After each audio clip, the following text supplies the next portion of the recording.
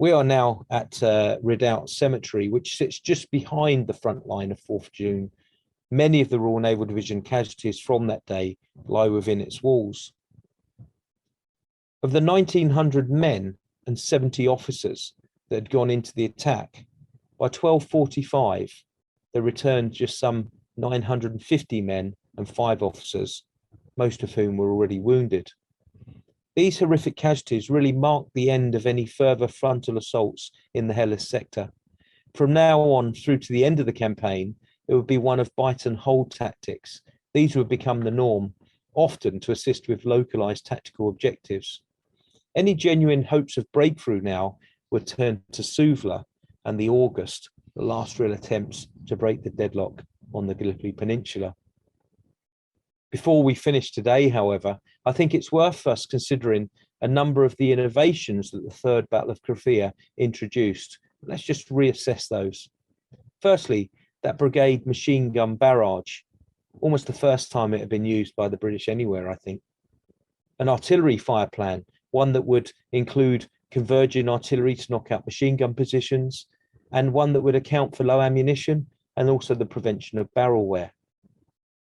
In amongst the trenches, there was the use of ammo boxes filled with dirt to reinforce defensive positions in lieu of the steel loopholes that they didn't have.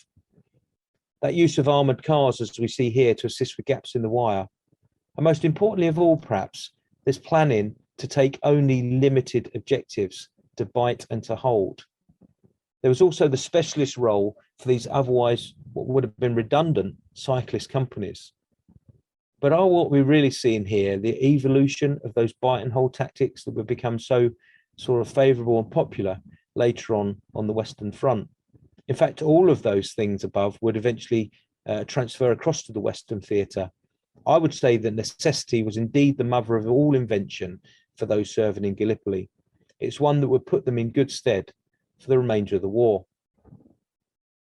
We drop down to Helles now again, because today, as you enter the Dardanelles Straits, the honey-coloured column that marks the Helles Memorial hones into view.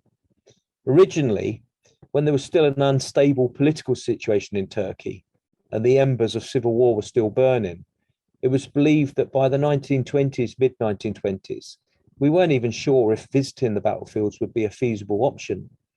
With that in mind, the intention was for the cruise ships who entered the entrance to the Dardanelles would simply cast poppy reefs into the Aegean Sea that would then float in onwards towards the memorial.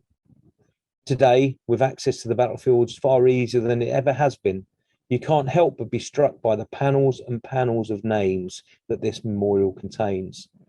Some 20,000 men with no known grave, many of them men of the Royal Naval Division. But it's important to remember, from the ashes, the Royal Naval Division would have reformed themselves again and go on to play a key role in the ultimate victory on the Western Front. Throughout this time, wherever they went, they would take the esprit de corps of their Gallipoli experience with them.